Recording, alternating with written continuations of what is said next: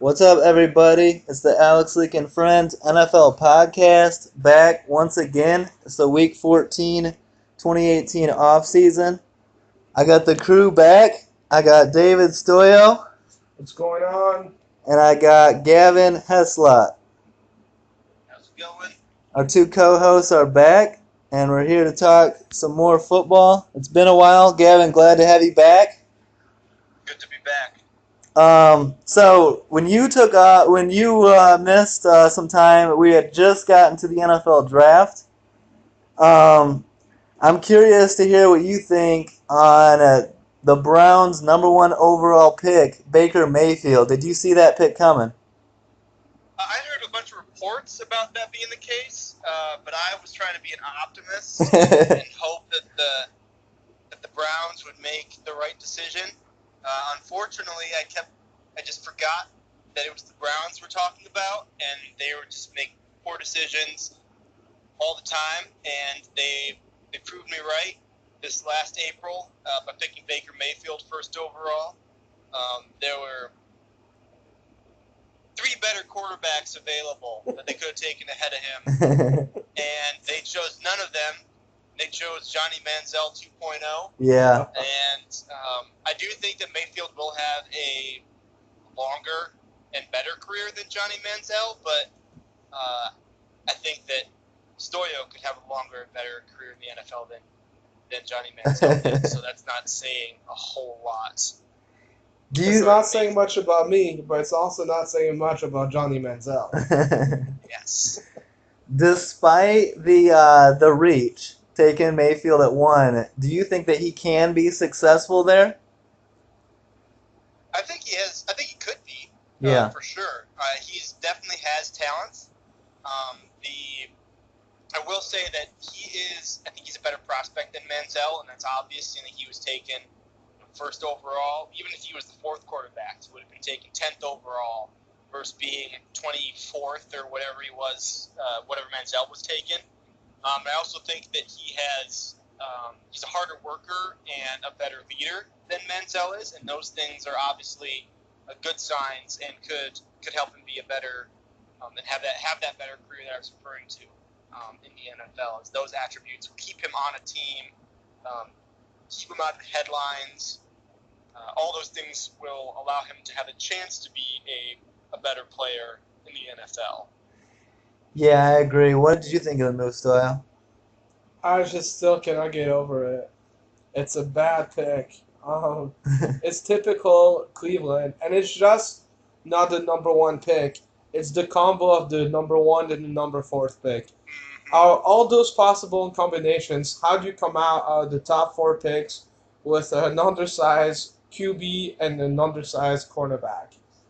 Those need to be home run picks. You need to pretty much almost pick a Pro Bowl or an All Pro with those picks to turn around your franchise. But you decide to gamble with both of those picks. It is beyond me that Bradley Chubb was not one of those 2 picks. But it's just.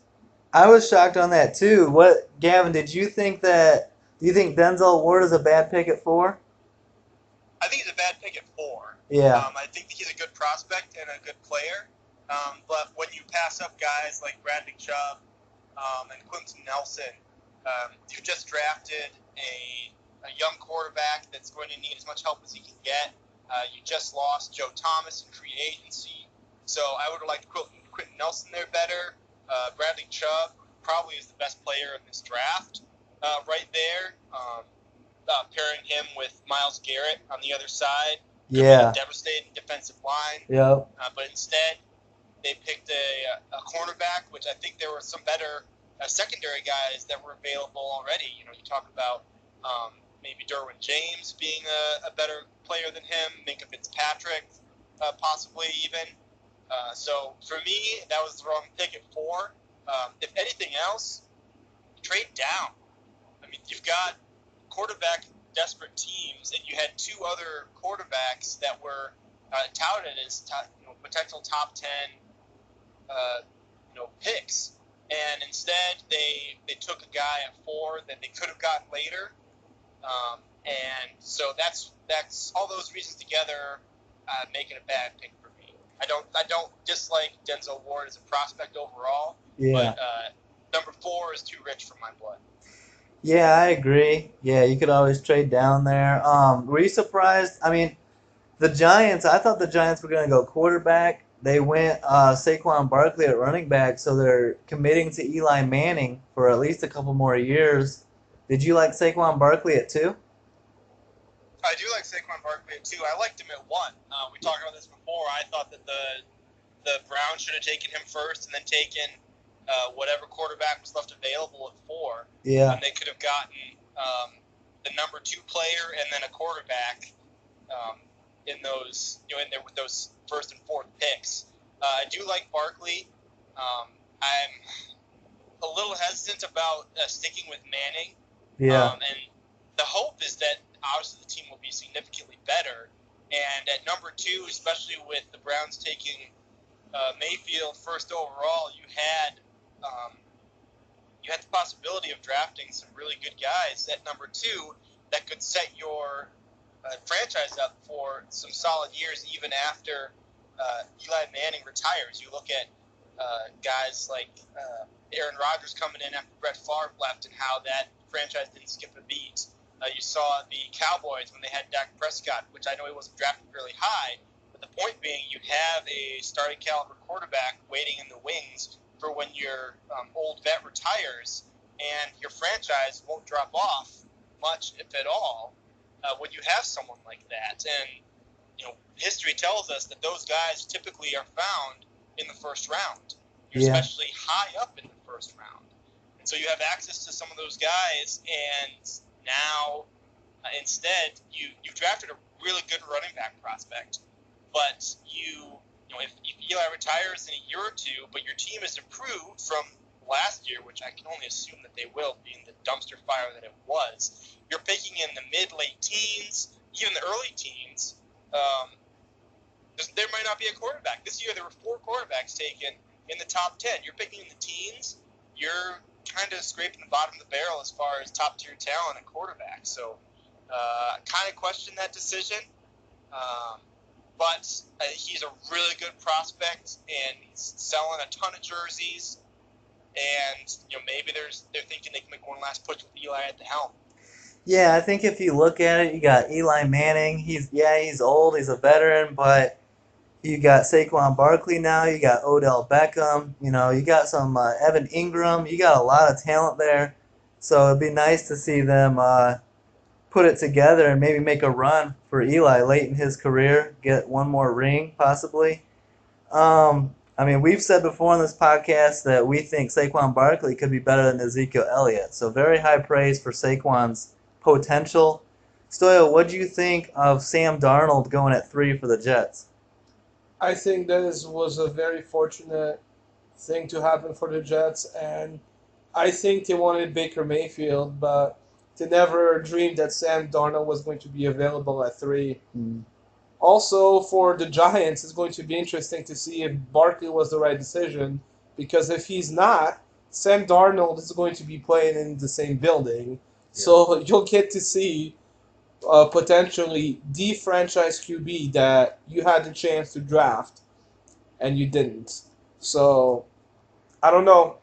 I love Barkley. I think he's a great running back, but at some point you need to replace Eli, and this was the best shot that the Giants had. Yeah, and number going 2 to have pick. probably in a long time. So maybe this could be a mistake, but the Jets, I think, having, which I believe is the best QB available this year, drafted Sam Darnold, and that's what you want to get when you trade up and give up a lot. Yeah, and if you remember, the Jets CEO, Christopher Johnson, was a major role in this pick. Woody Johnson, the owner, was out of town, so he had a major role in this pick. And after the Jets drafted Sam Darnold, he had very high praise for him, saying the Jets found their quarterback, the next star quarterback. Gavin, do you think that's too much pressure going on a guy who just got drafted to the city of New York, where there's already going to be tons of media scrutiny, now he's got all this high praise and this pressure to be the next franchise guy for the Jets? No, I don't think so. I think whenever you get drafted in the first round, you're expected to be a starter, and when you play quarterback and you're the starter, that pressure is going to be really high no matter where you're at. Yes, it's even higher because you're in New York, but one, you're playing for the inferior of the two New York franchises, the small younger brother, and secondly, just saying like we think that he's going to be really good, we think we found our franchise player. To me, that's a compliment, and that should be a boost of confidence to Darnold because they got drafted. He hasn't even played it down, and they already have all this high praise for him. Yeah. So I think that was definitely the right thing to say, and if that has a negative effect on Darnold, then the Jets should be worried because if he can't handle the kind of pressure just from a press conference before the season. He throws his first interception, he's going to crumble. Yeah, definitely. And then, so Bradley Chubb falls to 5. He's they're gonna put him across the line or on the other side of the line with Von Miller. So him and Bradley Chubb rushing on the ends. What do you think? That could really improve that Denver defense on the pass rush. What do you think, Gavin? That is insane. Yeah. Like, if Chubb ends up being the player that all the draft pundits think that he will be, to pair him with possibly the best 4-3 defensive end that we've seen in a while is pretty scary for all of the AFC West, really. Yeah, absolutely. But it's a bummer they don't have a quarterback though. You're not a believer in Case Keenum there in Denver? No. No. No, to be honest, me neither. I liked him in Minnesota, but I don't know. I think that was almost the perfect fit for him. Stoyo, what do you think? We wanted Quentin Nelson to fall to 8. He goes to 6 for Indy. Do you think that's a real good pick for them? It sure is. He's probably the most complete lineman to come out of college in probably a decade. Yeah. Or at least since Zach Martin. Yeah, and that's what Andrew Luck needs is more protection, keep him healthy. Yep. And then Gavin, you were real high on this guy. Bills trade up to 7 and draft quarterback Josh Allen out of Wyoming. The next Buffalo quarterback. Do you think Josh Allen's a franchise guy for the Bills? I think there's potential there, but I'm worried that he's going to be rushed into his job. There's a lot of hype with his intangibles, with his arm strength, and that sort of thing. But I think there's also a lot of concern. His accuracy was not great, and he was in Division II, which is not close to NFL talent for the most part. The coaching, the talent on the field is not as close to the NFL as obviously Division I, and so when he is struggling to make accurate passes against those types of defenses, you have to wonder what he's going to be like when he starts facing NFL speed and NFL smarts. But there obviously are some positives to him, the arm strength being the biggest one, and playing in Wyoming, he's used to crappy weather, so that won't faze him too much there in Buffalo. But outside of that, I struggle to be excited. I would struggle to be excited as a Bills fan with that pick. But they do have A.J. McCarron, who I said before I don't think is the answer and isn't a franchise quarterback, but he could be a bridge quarterback for Josh Allen to sit behind for a little bit while he gets used to being in the NFL. Yeah, hopefully A.J. McCarron can keep him afloat. Buffalo's had quarterback issues for a while. I mean, what do you think, Stoyo? I mean, you ask if he is a franchise QB. It depends for which franchise, I would say. I guess when you go to Buffalo, you join the greats of Tyrod Taylor, E.J. Manuel, Ryan Fitzpatrick, Trent Edwards, J.P. Osman, Rod Johnson.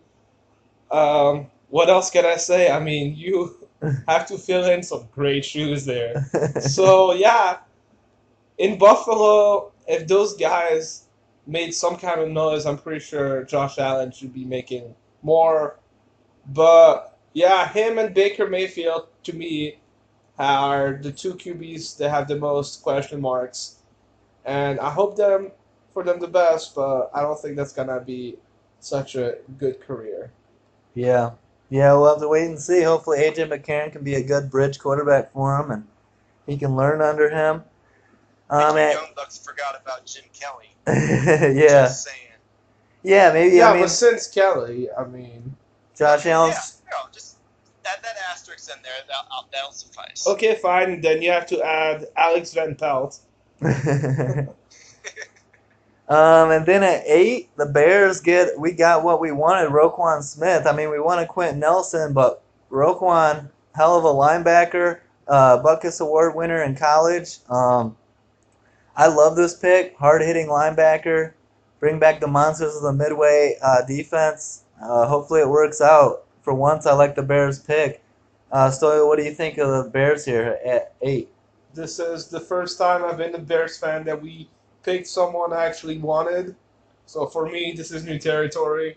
Yeah. So if he turns out to be what he was in college and under the right guidance of Vic Fangio, I think he is going to be the face of our defense by mid-season.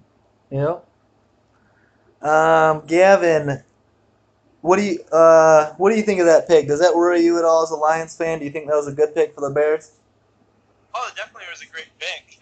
But as a Lions fan, doesn't worry me all too much because you guys still have to play offense, and that doesn't worry me at all. Yeah. But a great pick. I think I said in a previous podcast that it made me sad when the defense you guys had in the mid 2000s started to crumble and guys got old and started retiring.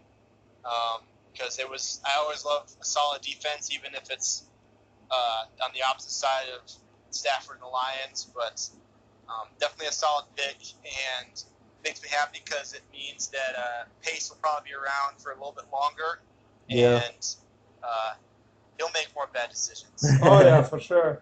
I'm not. So I'll give him one good choice, so it means 6 other bad choices. That's Nice. Ryan Pace for you. Yep.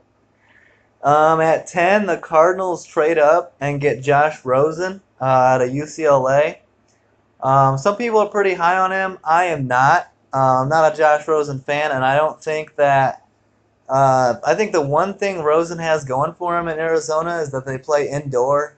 He can maybe sling it a little more, but I'm just not a Rosen fan at the NFL level. I don't think he's got the NFL body. I could see him getting injured or just struggling. What do you think? What do you think, Stoyo, of Josh Rosen? I know you like him more than me. I'm a huge fan of Rosen. He's arguably the best QB of this draft. He's the most QB ready, I would say. And getting him at 10 is a steal for Arizona. Yeah. And even if Cleveland would have drafted Rosen first overall, I would be more okay with them doing that than Baker. What do you think on Rosen, Gavin?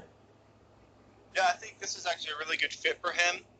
He's playing behind Bradford, which might be for just one game. Yeah. But if they can keep Bradford healthy, then he can sit behind a good quarterback for a year, learn a little bit, and even if it's just for half a year, that might be what it takes for Rosen to just get used to the speed and learn a little bit, and then be able to step in when Bradford inevitably gets hurt. Which is a real shame because he's such a good quarterback. I give Bradford 7 games Yeah. at most. Man, I feel like that's optimistic even. That's being super optimistic. I know last year was a fluke. He's better than one game, but man, I just feel like he's not strong enough to take it to 7. But Yeah, but when Floyd sacks you, it takes about 6 to 8 weeks to get up. So yeah, Some other notable picks in the first round that stood out to me. Minka Fitzpatrick going to the Dolphins at 11. I like that. I think he's a a solid player. The Bucks trade down and get Vita Vea at 12. I know aren't you high on Vita Vea, Gavin? I think he's a talented guy. I think that was a little bit high for him. Yeah. But they've always have issues when Gerald McCoy goes down, which unfortunately, again, it's a situation where that's the same draft as Bradford, actually. I want to say it was. McCoy? Really? Yeah, Gerald McCoy. I think it was the same draft because it was Bradford, then Sue, and then McCoy. Nice. But he always it seems like he's always battling an injury, and so they've got a guy that can step in on rush, on early downs at least to fill in. That's my one concern is that he might not be a 3-down type of player. He might not be a 3rd-down guy that can get to the quarterback well enough. But it was smart of them to be able to trade down and then reach a little bit is better than reaching at their original spot. Yeah, I think that's a good pick. He reminds me of like a Haloti Nada type. Should be a good fit. I know Stoyo, you like Vita Vea. Some other good picks here. Deron Payne from Bama goes to the Redskins at 13. Saints trade with Green Bay and get Marcus Davenport at 14. I really like Marcus Davenport. I think he could be underrated. At 17, Derwin James. I think that's a steal. Derwin James at 17. What do you think, Stoyle? I wasn't as high on him as you guys were, so I think that's where he should have gone, between like 15 to 17. Yeah. So I wouldn't. I don't know. Packers address their corner situation by getting Jair Alexander out of Louisville. Gavin, what did you make of the Lions' first-round pick, center Frank Ragnow? Were you wanting a skill position, or are you fine with addressing the line there? I'm definitely fine with addressing the line. Yeah. We battled a lot of injuries on our line last year, and we didn't re-sign Travis Swanson out of Wisconsin because he dealt with injuries too often. And so I really like this pick. He didn't surrender a single sack, while playing in the SEC, which is known for having strong defenses. And it shores up a position that was definitely a major need for Detroit. It's definitely not the flashiest pick. Everyone likes, having an edge rusher or a cornerback, someone to make plays. But I think the players that were available, there definitely wasn't a skill guy there that was worth it for us, and so I really like the pick. Yeah. Speaking of picks, I really like is Rashaan Evans, a linebacker out of Bama, going to the Titans at 22. He seems like a nasty linebacker, hard hitter. I like him going there. Patriots address their line with Isaiah Wynn, a guard out of Georgia at 23. Panthers wide receiver DJ Moore. Stoyo, we talked about this all last season, the Panthers needing help at receiver, help Cam Newton out. I think DJ Moore is a real good fit here at 24. Absolutely. Great pick. He was the first wide receiver off the board. Some people thought Ridley was going to be first to go, but that wasn't the case. I'm pretty sure giving Cam Newton more weapons is always a good thing.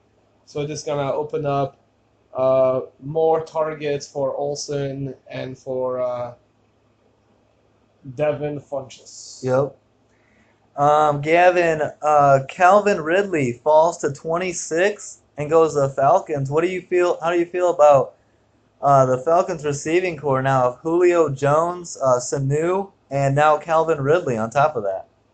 I think that's a pretty stellar receiving core right there. Yeah. I know that Ridley fell quite a bit in the draft, but I think that he's a better prospect and going to be a better player than what people made him out to be during the draft process. I feel like 40 times are often attributed. They mean too much to GMs. They don't look at how the players fared on the field when they're actually playing. So I think that we're going to see some great plays out of Ridley, and it's great for the Falcons because Julio Jones deals with injuries more than they would like, and so now they have a good legitimate number 2 receiver and someone that could possibly even step up and be a number one receiver in the event that Julio goes down, needs to take some time off of what the game that they're currently in or something along those lines. Yeah, absolutely. I agree. That's going to be a sick. It's going to be tough to defend that Falcons offense. Speaking of tough to defend, at 31, we all know the Patriots like pass-catching running backs, and they take Sony Michel out of Georgia. Great pick, underrated. I think he could be a handful. I can already see him catching passes out from Brady, getting the ball out of his hands quick. And then the surprise pick of the draft, 32, Lamar Jackson going to the Ravens. Do you think, Gavin, what did you make of Lamar Jackson going 32, and do you think that puts pressure on Joe Flacco? Oh, it definitely puts pressure on Flacco. Yeah. I don't think that there's going to be any pressure for this year necessarily, but this elite quarterback, that self-proclaimed elite quarterback, I should say, has really not been terribly effective since their Super Bowl win, since that season. And so this definitely is going to put some pressure on him to try and excel. They did add some offensive weapons to their team, so that's definitely was, I think, part of the reason why Flacco struggled this last year. But it's been relatively overwhelming since the Super Bowl season. Jackson is a very electric athlete and someone that the fans will want to see if Flacco struggles or is mediocre. And he's gonna feel Jackson breathing down his neck as the season progresses. Yeah, from what I've heard, the Ravens are already talking about getting him on the field using some two quarterback sets. Stoyo, what do you think of Lamar Jackson in Baltimore? I think that Joe Cool Flacco is a little bit worried and is cooling off and is about to become lukewarm Flacco.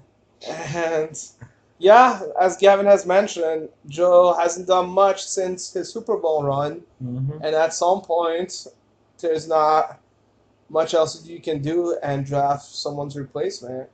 And under the right circumstances, I've been saying that Lamar Jackson can be one of the best players in this entire draft. So the risk rewards here are great, and great move trading into the first round and getting Lamar Jackson for pretty cheap.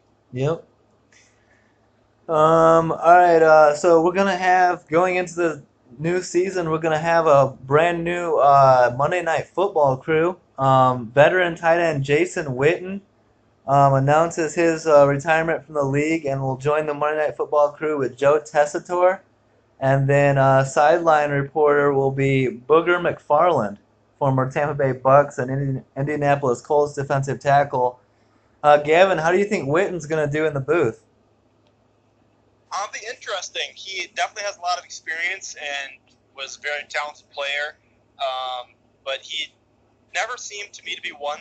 He wasn't very outspoken, so it's hard for me to say how he's going to be in the booth. He didn't have the limelight like Romo did, for instance, being a quarterback.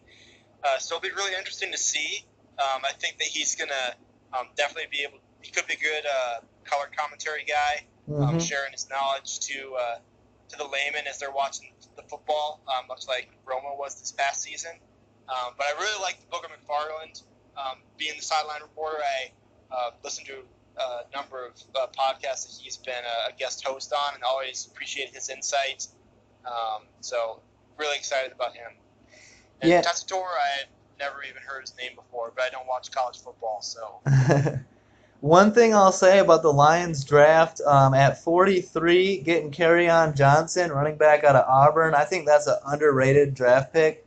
Lions have had running back issues for a while, and I'm a Kerryon Johnson fan, and I hope that doesn't bite us in the ass later. What do you think of that pick, Gavin? Yeah, I'm glad we addressed the running back, and I'm glad we addressed it later than the first round and didn't try to take somebody in the first. Definitely needs some pressure on the guys we currently have in the backfield, and I really like the carry-on pick. Yeah. There's a Kansas joke in there somewhere, but I just can't think of it. All right, let's get into Move on past the draft here. So this year, the Cleveland Browns have been named as the team to be showcased on HBO Hard Knocks.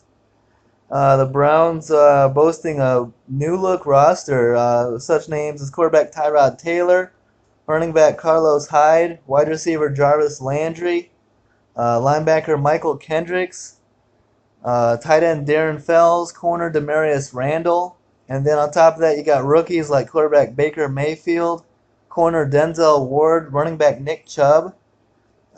Should be a good Hard Knocks this year. Are you going to be watching some Browns Hard Knocks, Gavin? Absolutely not.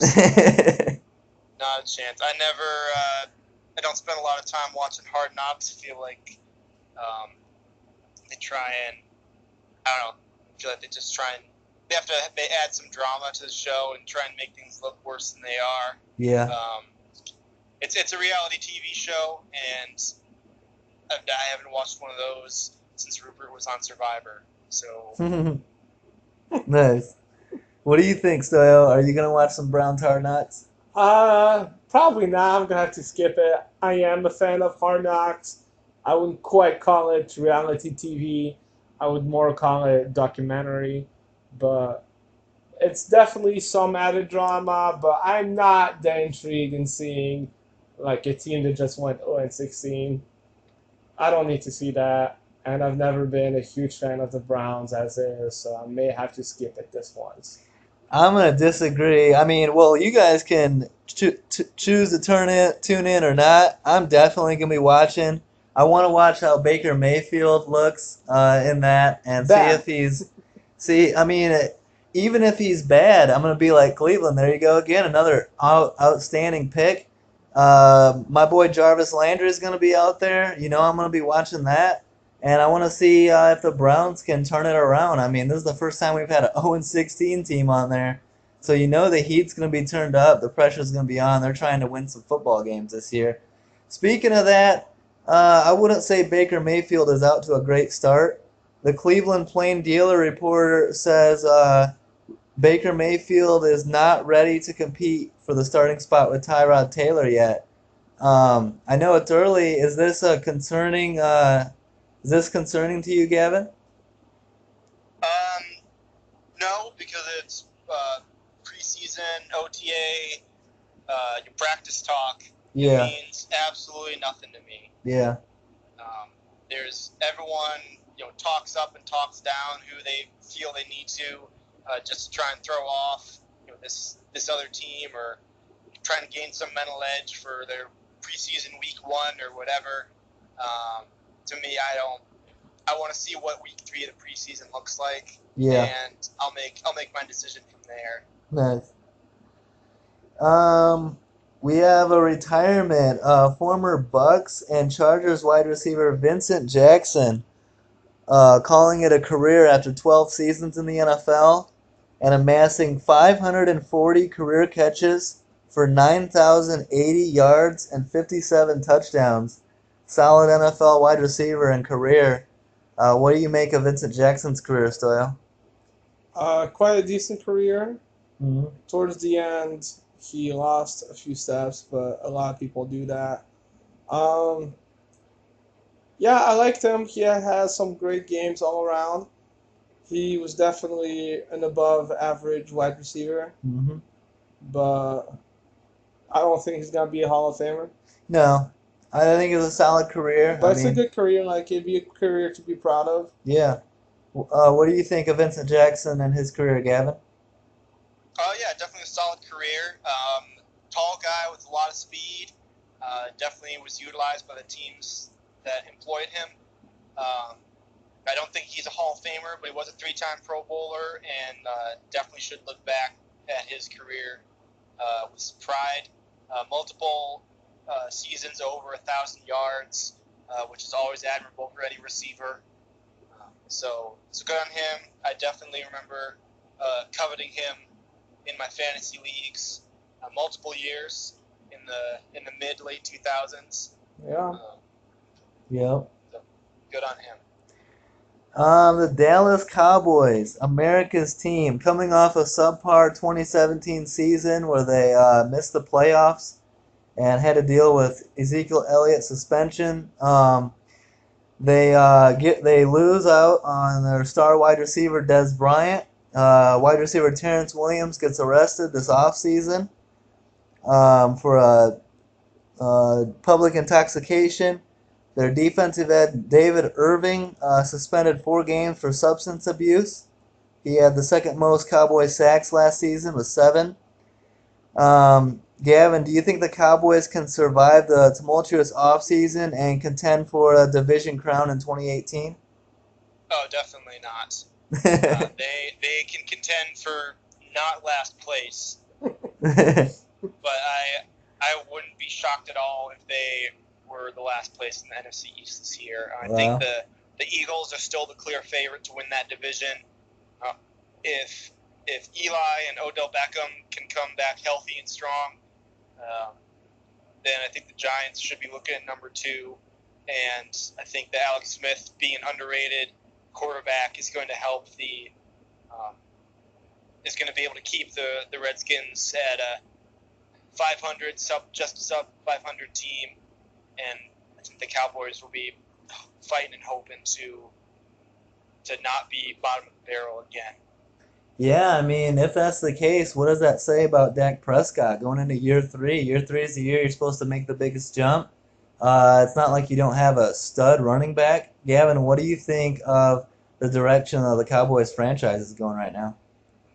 Or Stoyo, my fault. I think it's a problem of identity on offense. There's no reason why they can't succeed.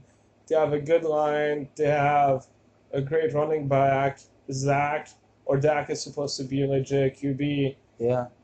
They do have a question mark at wide receiver.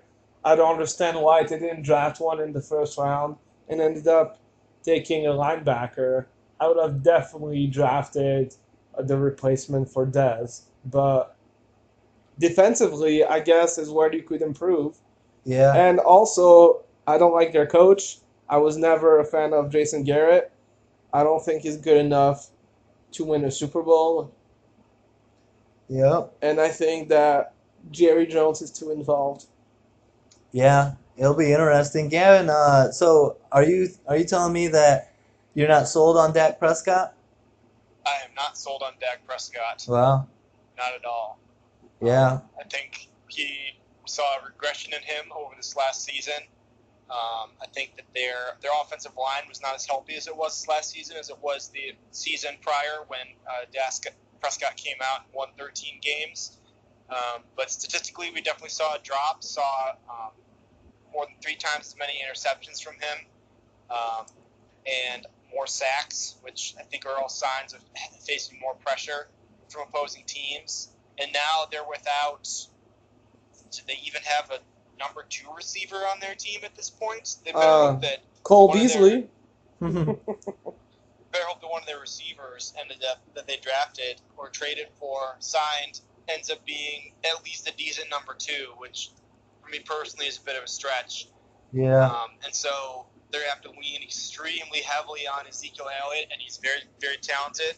But they're going to have to hope that their offensive line and Sean Lee can all stay healthy. Which is a little bit surprising to me that they would let Dez Bryant go and not even ask him to take a pay cut. Jason Witten retires. Dak Prescott's coming off a rough season. He's still young. He needs all the help he can get. Yeah, Dez Bryant's numbers were down, but I would want to keep him there. I would want to, have at least as many options for Dak as possible. Speaking of Dez Bryant, veteran receiver, he hit the market, got an offer from the Ravens, turned it down, and he's still a free agent. Stoyo, do we expect him to be signed by a team for the start of the season? Absolutely. I don't see Dez Bryant just not getting an offer at this point in his career. I believe he's still under the age of 30, and he's definitely someone you can still use. He's nowhere close to being a TO toxic level, so yeah, I would definitely expect him to be signed before August. Yeah, what do you think on that, Gavin? Yeah, I agree. He's definitely not as toxic as T.O. was, but he also definitely is not as talented as T.O. was. So there's a reason that they were willing to put up with T.O.'s toxicities because he's a Hall of Fame, should be Hall of Fame wide receiver. Oh, he just got inducted this year. Yep. Yes, you're right. Yep. Gavin, Des Bryant will not be a Hall of Famer unless he has an amazing last 3 years of his career. He will be 30 in November of this year, so he's going to be hitting what's typically the apex. So we'll see how it turns out, but I don't see him joining a team before he can go to as few practices as possible. Yeah. He, in a way, has earned that right, but we also will often see receivers struggle when they move and change teams. So unless he can go to a team that has a really strong leader at quarterback and a really good quarterback and talented offensive system. So not Jake Cutler. Yeah, I think he's going to struggle if he doesn't get in the proper reps with his new QB, because he definitely will be playing this year in week 1. Yeah, I agree. And I believe that he has lost a step, and so he's going to need all the repetition he can get. And he's got an uphill battle. We'll see if Des Bryant can bounce back and have another good season in him. I'm going to do a player spotlight, a guy that I checked out and watched some film on, is 49ers corner Akello Witherspoon. He was a rookie last year. In 2017, he recorded 32 tackles, 7 passes defensed, and 2 interceptions.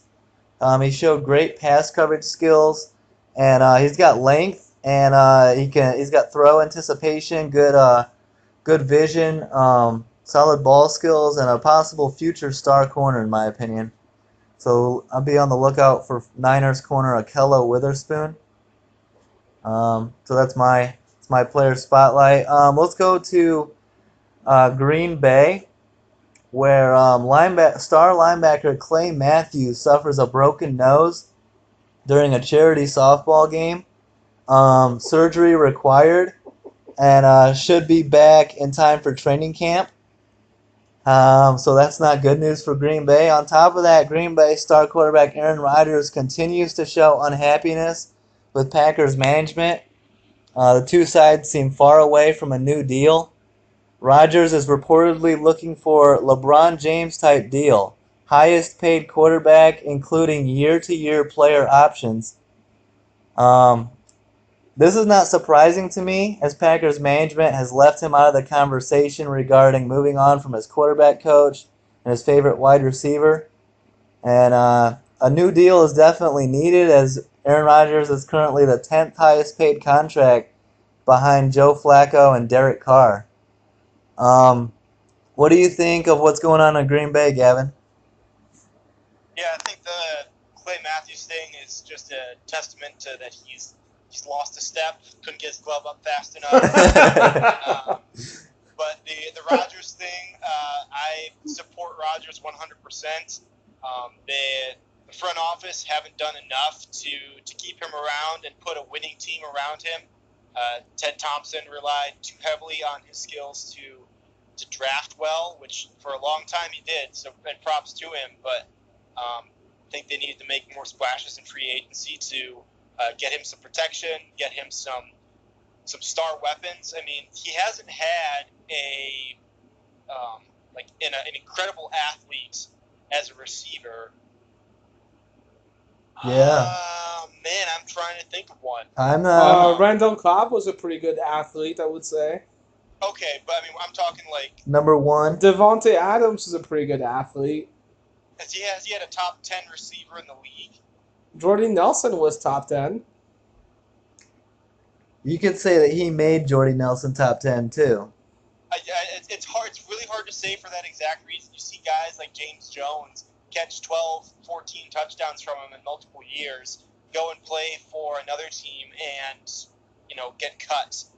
I think Rodgers is that good a quarterback that he can make guys really good. I mean, Jordy is no scrub. I'm not saying that he's not a talented guy, but I'm talking about like we saw when Randy Moss went and played with Tom Brady, how they, both of them excelled. Like a receiver that makes Aaron Rodgers better. Yeah, and maybe we just weren't seeing it. Maybe I just don't know enough about football to be able to say. But to me, he never had that kind of guy, and it's on the front office to give him that type of weapon so they can excel, and just have a combination that's is untouchable. yeah. And speaking on that, I hope Des Bryant stays far away from Lambeau. To me, I just find it interesting that Green Bay management managed to both anger Brett Favre and Aaron Rodgers. Like, Yeah. do they not understand that franchise QBs don't grow on trees?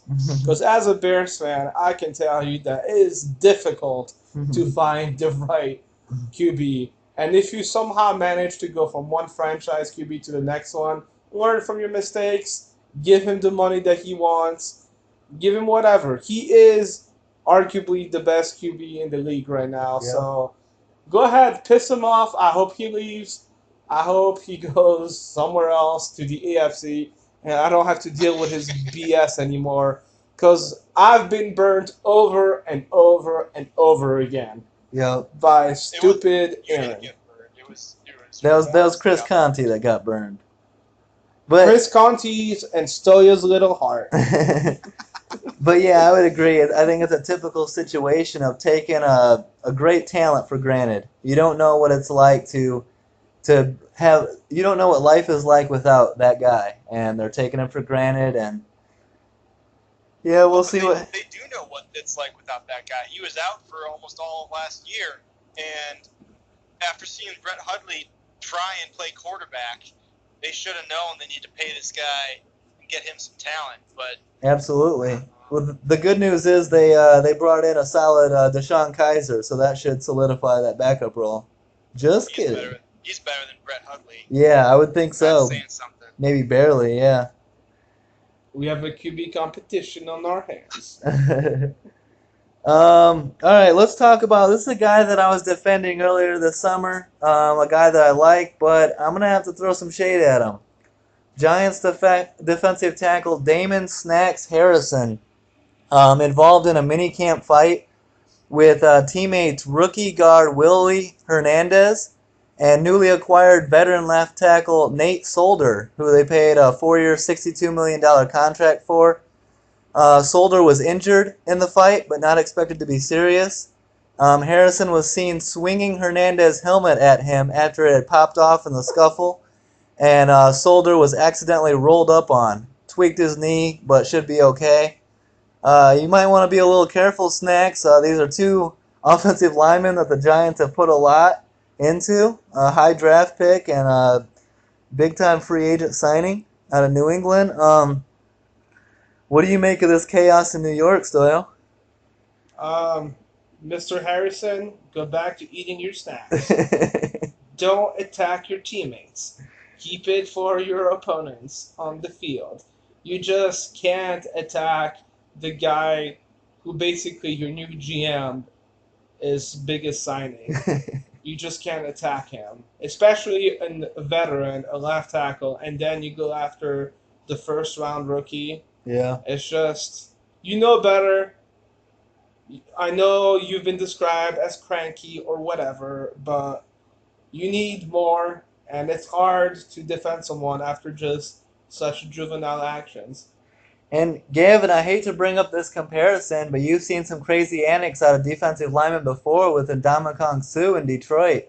I'm not going to say that Snacks Harrison is reaching Suh levels, but you got to be careful, and you can quickly earn a reputation doing shit like this. Yeah, I don't know that it was that level. I mean, the genitalia were left out of the situation, so that automatically makes him not as bad as Suh. Yeah.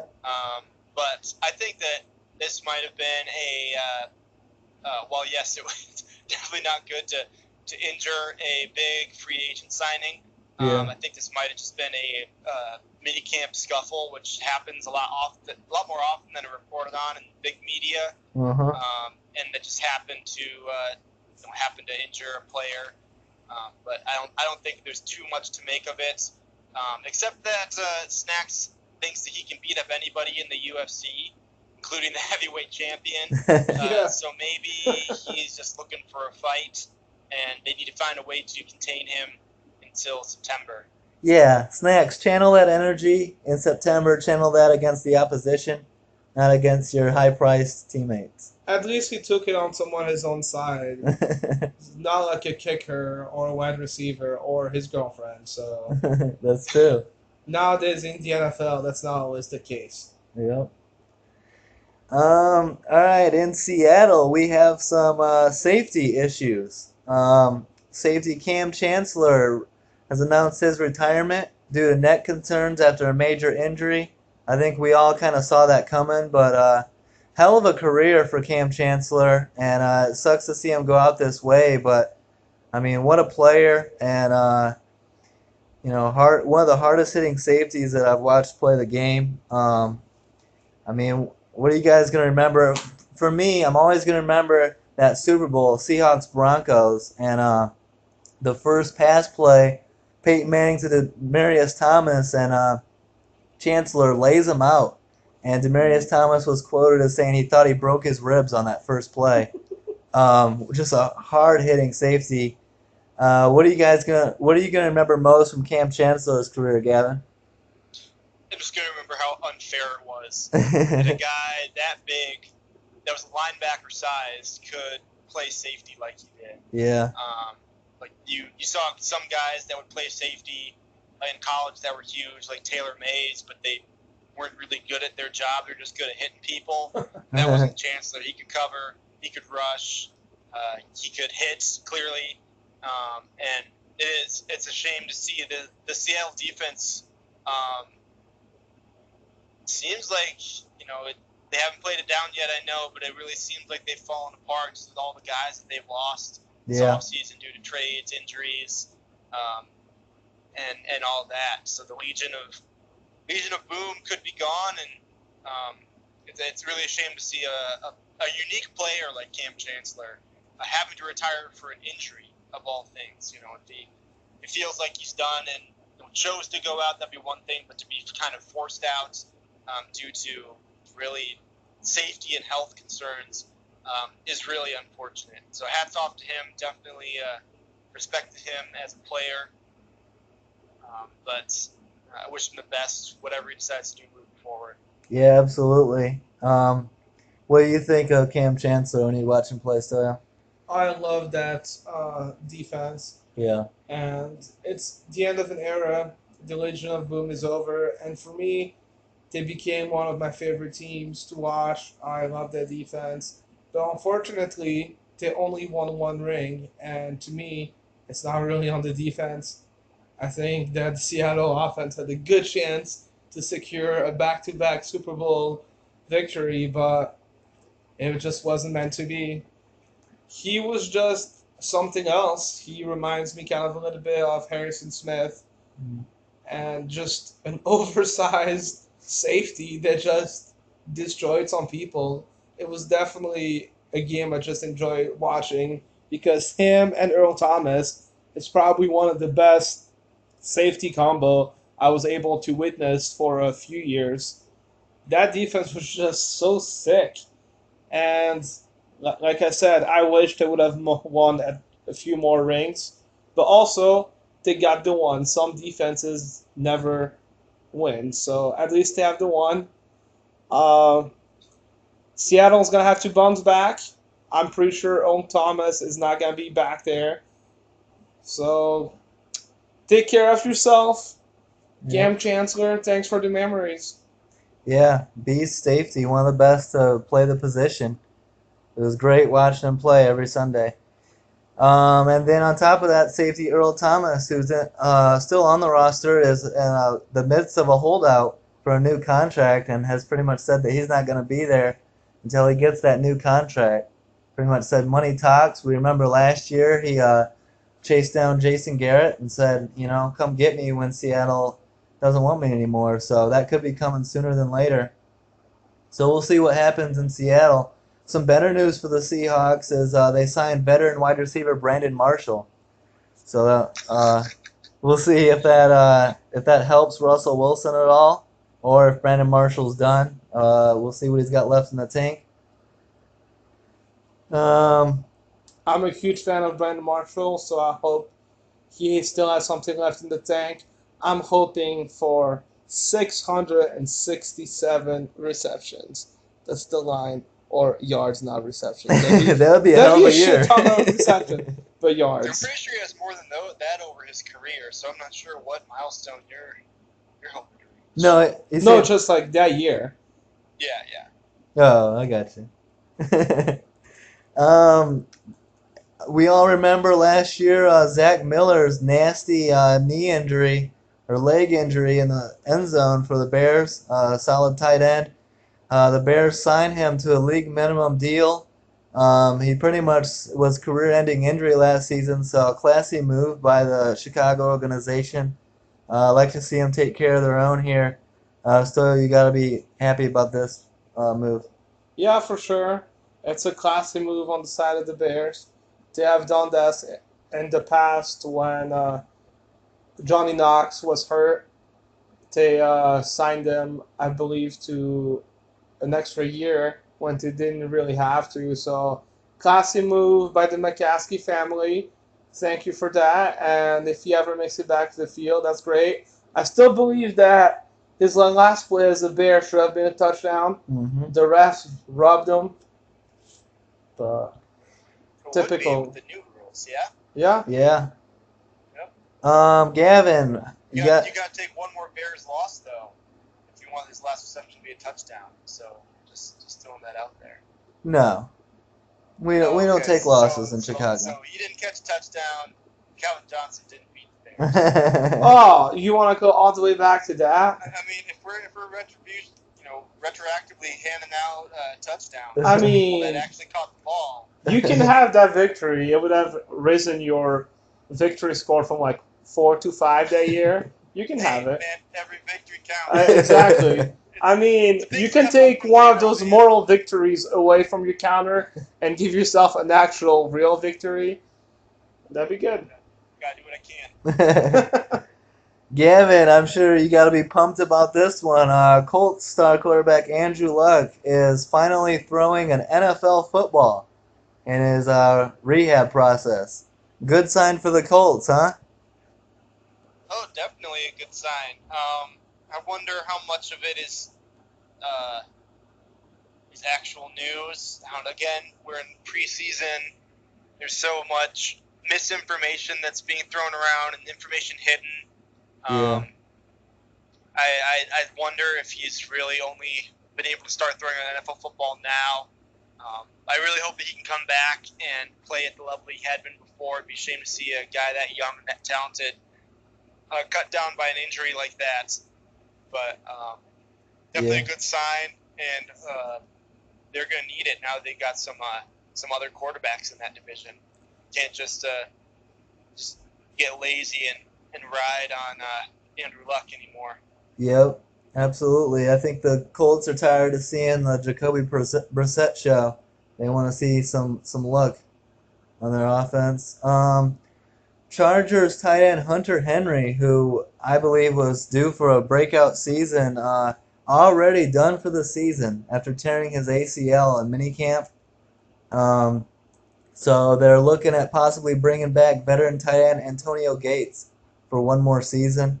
It'd be nice to see Gates come back there, but some bad news for the young tight end Hunter Henry, who should be, in my mind, a future star in this league if all the rehab goes the way it is supposed to. And let's get to some NFL suspensions handed down to start, which will be started week 1. A big one in Tampa Bay. Star quarterback Jameis Winston has been suspended 3 games to start the 2018 season for an Uber incident from 2016 when he groped an Uber driver. Charges have been dropped, but the league's still disciplining the star quarterback. And, I'm always here to defend Jameis Winston. I've been doing it for years now. But at some point, what is this? In trouble number 3 or 4 with the females. Jameis, you gotta stop doing this. You gotta you got to get your act together. You're going into, I believe it's year 4 of your career, it's time to stop messing around. Time to stop fucking up. It's time to start delivering. You haven't been in the playoffs yet. You got all the talent in the world. It's time to start getting your shit together. Gavin, what do you think of Winston? I mean, this is a tough schedule to start the year. It wouldn't surprise me one bit if the Bucks are sitting at 0-3 when Winston comes back. What do you think of this news? Yeah, I think that's definitely not good for them. They do have a decent backup quarterback in Wonderlic guy whose name I can't think of now. Beard Fitzpatrick. Yeah. Yes.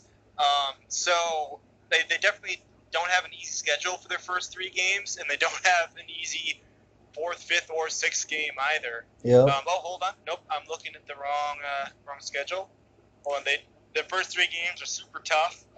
So they probably weren't going to win those games anyways. Yeah. Even with Winston. But it'd definitely be good to have him break off some of the preseason rust, trying to get into true midseason form by the 4th game. But it'll be a warm-up game week 4 anyways, so that's not a big deal. Bears. Playing against Trubisky and the Bears.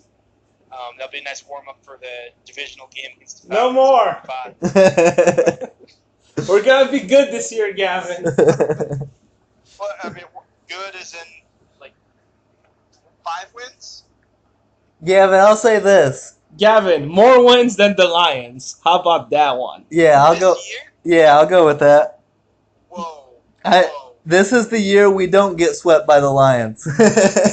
This is where we exchange. You guys are going back to the bottom, and we're exchanging position. We're going to the 3rd in the North. I thought you had moved out of Washington, man. I don't know, because you are high. Gavin, Gavin, you're right, but let's stick to the basics here. No, I mean, Bears will bounce back, and this makes me mad because this is the year Tampa Bay is supposed to get some wins, and now they're going to be 0-3, 0-4, and Winston's not going to be hitting his stride until like week 8. I mean, come on, man. You got to be smarter than this. What do you think about this news, Stoyo? I mean, don't grope. Yeah. It's not that hard.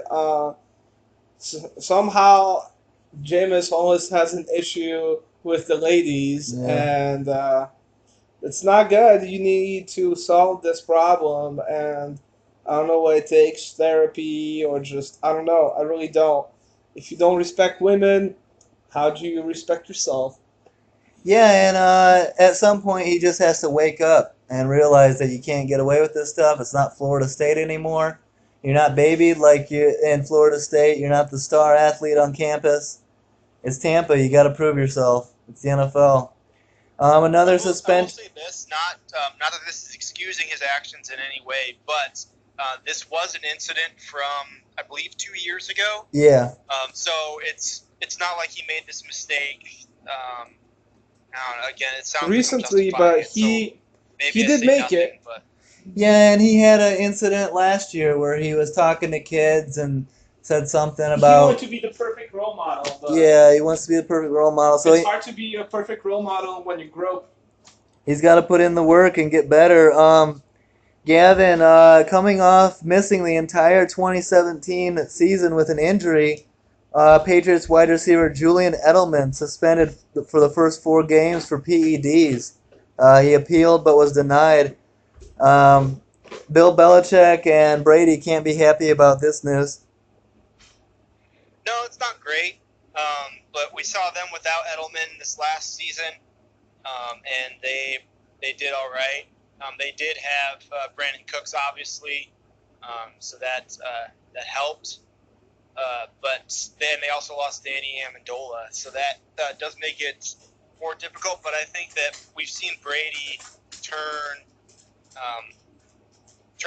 mediocre receivers into good receivers over his career, and so I think that we'll be able to see them find some solutions for the first 4 games that they're missing. They have a relatively tough schedule in those first 4 games, facing the Texans at home, the Jaguars in Jacksonville, the Lions in Detroit, and then the Dolphins back in New England. So I think only that last game is a for sure loss. Although actually Patricia hasn't been that successful so far this offseason, and Belichick probably owns him. So I'm still going to say only the Dolphins is a for sure win for them, though, especially with blanking on his name, Edelman out. Yeah. But they still have Gronkowski. They've got some really good weapons in the backfield this offseason through the drafting and through some free agency. So they're definitely not to be counted out. But it is unfortunate that they'll be missing probably their top receiver for the first 4 games. Yeah, it's unfortunate, but like you said, I mean, the Patriots will probably get out of 4 games, be sitting at like 3-1, and then Edelman will be back. So, Patriots train keeps on rolling. We'll see what happens. 49ers linebacker Reuben Foster suspended 2 games for a weapons charge after his domestic abuse charges were dropped. So he dodged that bullet, but he still gets stuck 2 games for the weapons. All in all, Reuben Foster and the Niners got to be pretty happy that it's only 2 games and that he'll be back on the field. What do you think of that, Stoyo? It could have been a lot worse. He had also a marijuana charge earlier in the summer. Mm-hmm. So he just needs to have a quiet rest of the summer, and he just needs to make it through the season. Yep. And hopefully he can learn from his mistakes, because he's one of the most talented players of last year's draft, but these off-the-field issues are going to catch up with you really fast. Yeah, he's not only one of the top last year's draft, but he's one of the top linebackers in the league. Last year, he led all rookies in tackles and was 3rd in the NFL in tackles. So a guy the Niners really want to see on the field. 2 other suspensions are Packers running back Aaron Jones and Rams offensive lineman Jamon Brown suspended 2 games. And I'm sure you guys remember talking a decent amount about Titans safety Kevin Byard last year. He was always in the stat line with some big interceptions, some big plays. We all remember him, but apparently Hall of Fame corner and analyst Deion Sanders does not. On Twitter, Deion Sanders refers to Titans All-Pro safety Kevin Byard as, quote, just a fan on Twitter, after Byard took exception to Deion Sanders saying newly acquired Texan safety Tyrann Mathieu is the best safety in the game. Byard then went on to wear a Just a Fan t-shirt on ESPN's show Highly Questionable. And here's some stats. I mean, Byard in 2017 tied for the NFL lead in interceptions with Lions corner Darius Slay at 8. Kevin Byard also did something in 2017 that only Ed Reed and Troy Polamalu have done since 2006, which is 15 or more pass breakups and interceptions in a single season. Gavin, what do you make of Deion Sanders not knowing who Kevin Byard is? He knows who Kevin Byard is. That's nonsense. He knows who he is, but I think he's saying that he's not that big a deal. Yeah, he's trying to humble him. We've seen multiple quarterbacks have great seasons for a single season, but until he can prove himself and have multiple seasons where he is an impact player, like Tyrann Mathieu is, he shouldn't be so offended by a statement like that. I mean, I don't know. I would say Kevin Byard, yeah, I agree. He needs to have consistency. He needs to do it for a couple seasons to get the credit. But, I mean, he had a season last year that Tyrann Mathieu has never touched. Impressive stats. What do you make of the Deion Sanders-Kevin Byard beef, Stoyo? I find it funny. It's kind of like the Romo-Sanders beef that happened a few months ago. Deion Sanders just decided to take a shot at a good safety for I don't know which reason. But yeah, you just called out Romo for calling you out, and now you're doing the exact same thing pretty much. I agree with Gavin. You should definitely know who Kevin is, but You pretend you don't. That's fine. Give him some motivation. I think Bayard is one of the best safety in the game right now, Hmm. and I'll give credit where credit is due. But yeah, I think Dion is just trying to stir the pot. Yeah, and also Kevin Byard did that with last year, and I think adding Mike Vrabel as head coach and adding some more pieces on that defense, I expect another outstanding season, another All-Pro season out of Kevin Byard. We'll see, but his stock is definitely on the up, and hopefully Deion Sanders will give him the recognition soon. Here's something I don't know if you guys have seen. This will be our last topic today. The NFL has a new PED policy that offers up to a 50% suspension reduction for players who snitch on other PED users. Good move by the league. What do you think of this, Gavin? This is just crazy. I mean, the locker rooms in the NFL are so tight knit that I have a hard time seeing a teammate rat on another teammate. And if that did happen, the dysfunction in there, that player would need to be out of that locker room instantaneously. But then the rest of the league would probably ostracize him, because who would want someone coming into your locker room if you know that they're going to be telling outside people about what's going on in there. I just have a hard time believing that anyone's going to actually, you know, actually tattle on one of their teammates, on one of their brothers. That it just seems ludicrous to me. I don't Yeah. know. I think you're asking for trouble because come playoff time, I don't care who I'm facing. I'm riding on all of them that should have been juicing. So I think they're just asking for trouble. No one's gonna seriously, like as you said, gonna turn in one of their teammates or homies that they like went through like basically war together.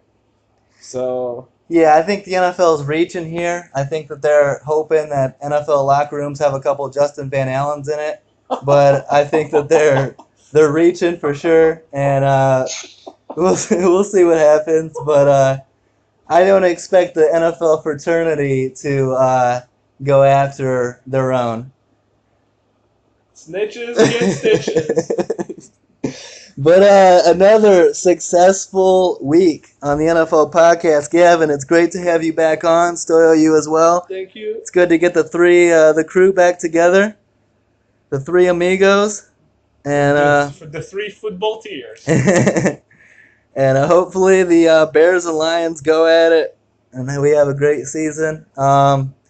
Thanks for listening, guys. Don't forget to subscribe, like, or leave a comment, and have a good one. We'll be back next week. Thanks, Gavin. Thanks for being back. Yeah, thanks for having me. Yep. As always. And we'll be back next week, and we'll keep the NFL player interviews coming. And have a good one, guys. Peace out. Bye. Oh, I can edit that. I can edit that out. You better save it. Yeah. I like the